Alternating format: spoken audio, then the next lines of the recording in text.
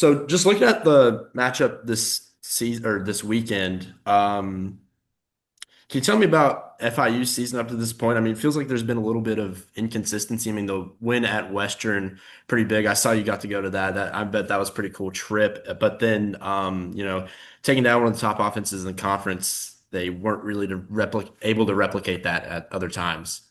Yeah, 100%. It's been a lot of up and downs. Obviously big win against Bethune to get the kind of the Willie Simmons era going. After that, just go to Penn State, put up a pretty good fight, was 10-0 at the half. Played, to what we expected. Obviously, unfortunately didn't score that one, but big win against FAU after that when the Shula Bowl hadn't won it since 2016, I want to say. So that was a huge win. Got the Shula Bowl trophy back in Miami. After that, tough 2 game stretch with Delaware. Probably didn't see it coming. It was probably the humbling of the season so far. Then you had a big one against UConn, got killed over there. Injury on the first play of the game. It was a concussion for Dwight Nuno, the linebacker. Got to think it kind of messed them up a little bit. After that, you mentioned it, the big win against Western Kentucky. That was huge. First road win since 2023 at Sam Houston. So it snapped, I think, a 10 or 11 game road losing streak. Obviously, first one against Western since I want to say 2018 or 2016 as well. It's been a while. They hadn't won into Tyson against Tyson Helton, so first one against him.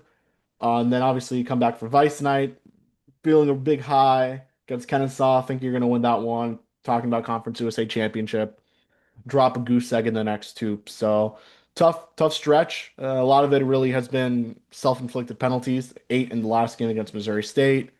Had the unsportsmanlike penalty, a lot of pre-snap penalties, post-snap, obviously with the unsportsmanlike conduct. That's really been it. That's really been a big issue. So overall, it's been, I would say, better than expected. Definitely, you would think, looking at last year's staff and team, that really probably would have maybe 1 or 2 wins at that point. So the fact that they have three, you're looking at potential fourth on Saturday is definitely huge.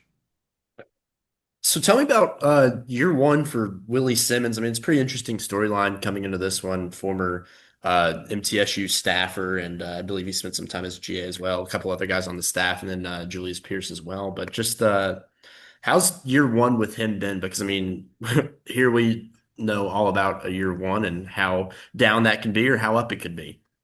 Yeah, 100%. Willie's been awesome. Definitely been a big, it really helped out, honestly. I mean, you look at where the program wasn't in a bad spot. Definitely Mike McIntyre did a lot to put the program in the spot that it is today or where it was when he left. But clearly there needed to be a change, and Willie kind of brought life into the fan base, brought life into the players. And many are saying he brought the fun back in football, which is what they needed. And Willie goes by the 7 Fs, and one of those is fun. And he certainly has made sure to have fun and make this a family environment, which is another one of his F's. So huge there. Obviously, you noted it, former Middle Tennessee guy. It's him, Coleman, Gilstrap, Matt Hickman, the strength and conditioning coach, also was at MTSU at one point, Julius Pierce. So a lot of former Middle Tennessee guys coming back for this one. They're excited about it. So Willie's been great, certainly brought a life into this FIU team that they've really needed. And they've shown that they could win, and they could win regardless of the team, regardless of opponent. And it's really been good. And recruiting's been good too. I think they're right now third best recruiting class in CUSA or second.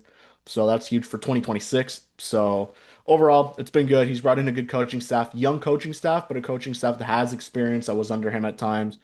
Frank Ponce was here at FIU in 2011. He's an FIU alum. He's currently the associate head coach and tight ends coach.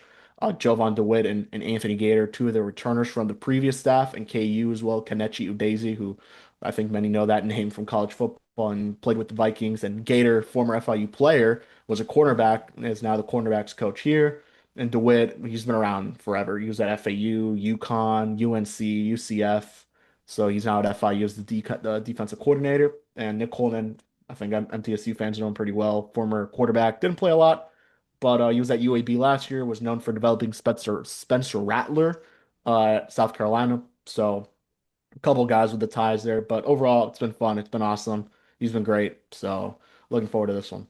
So flipping over to guys on the field, I mean, towards the end of last year, it felt like Keon Jenkins was really a guy that was kind of ascending towards being one of the top quarterbacks in Conference USA. I know he was on the giant list of like 10 preseason conference quarterbacks. That was kind of ridiculous. And yeah, I mean, I know he's a pretty dynamic guy and runs the ball well, which has kind of been a issue for the MTSU defense at times this year is running quarterbacks, especially just kind of off schedule plays. But what can you tell me about the year he's had?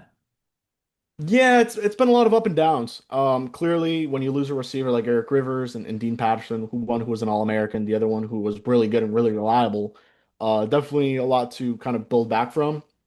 Alex Perry's been the go-to guy, wide receiver one, the Hawaii transfer, 6'5", 220 pounds. Good receiver, just has struggled, hasn't really gotten it going clearly as much as they needed to. In these last couple games, it's been a little bit better, but after him, it's just really been tough. Kyle McNeil's a guy who had not played any offensive snaps for FIU. He was on the team. He's been highly regarded out of high school. Just never got the chance to play up until this year. He's been all right. Hasn't been great. Then you have McGuire Anderson, who was a transfer from BYU, came in last year, was on special teams, getting the chance this year. Ross Fournay, another guy who's been in this program for a while, so he's another one who's been kind of contributing there. But yeah, the passing game certainly hasn't been great for FIU this season. It's towards the bottom of the conference, I believe.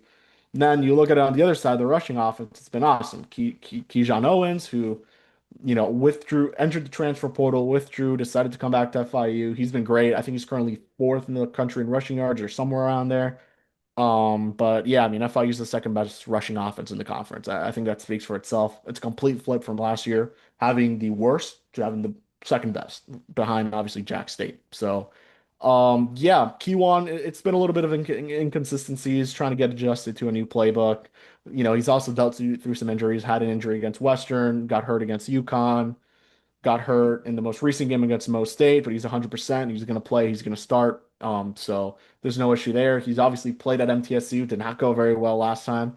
So hopefully that is not the case. But yeah, he's been good. He's dynamic. Obviously, I think even your coach noted it. Like he's a guy who's going to make something happen with his feet if he can't get the read that he wants, which is something he didn't do a lot of at the start of the season. He's kind of getting a little bit more progressive. So started, kind of just being a little undecisive. Now a little bit more, we're like, all right, with conviction, if he's gonna run, he's gonna run, and that's what we saw a lot of these last couple weeks. So he's a good player. Definitely hasn't lived up to the Conference USA preseason Offensive Player of the Year that many expected. But certainly has been putting up a good year, and Willie noted it. I mean, his team's a running team, and their identity is running the ball. So clearly, they haven't really needed him much in pass game. Although when they have done it, it hasn't been great. So there's definitely some improvement needed there. The other name that was brought up a lot at the press conference this week with Derek Mason was Johnny Chaney on defense, and then even starting quarterback Nick Vadiato mentioned that a lot. I mean, I know he's pretty got some pretty gaudy tackle numbers so far for this part of the season. How has he been able to impact the defense? Yeah, he's huge. Obviously, you lose Travion Barnes, a guy who was, the Conference USA Defensive Player of the Year. So you bring in someone like Johnny Chaney, who was with Willie at FAMU, for a couple years. Went to Colorado, didn't play a lot, so he had another year. Decided to come back to Florida, play with Willie. And he's huge. He's kind of like this vet presence that they have in this room. Losing a lot of guys obviously leads to something like that, and he's been huge. Got off to an awesome start this season against Bethune, against Penn State. He had a good game. I think he forced a fumble in the last game against Missouri State. So he's a big presence. And yeah, he's certainly got to keep an eye out on, especially when it comes to, there'll be someone who they'll rely on a lot to stop the run. And he's kind of the signal caller on the defense. So he'll be huge. I think the last thing I really got is can you give me a score prediction for this week? We've all got winning records, but we gotten burnt on a couple of the I mean obviously Austin P upset, and then we kind of all lean towards them beating Marshall at home, but that's something that we've been tracking with this series. Yeah, I'll go FIU gets the win 35-14. Damn. Sorry.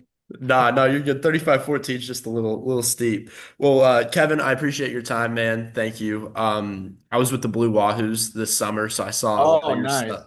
I saw a lot of your stuff pop up on my timeline. I worked in communications. I did a lot of in-stadium program and game recaps and stuff. So I That's kind super of had you cool. picked out as the guy for FIU when I would do this when I came back to campus. But I really Love it. appreciate it, man. Thank you.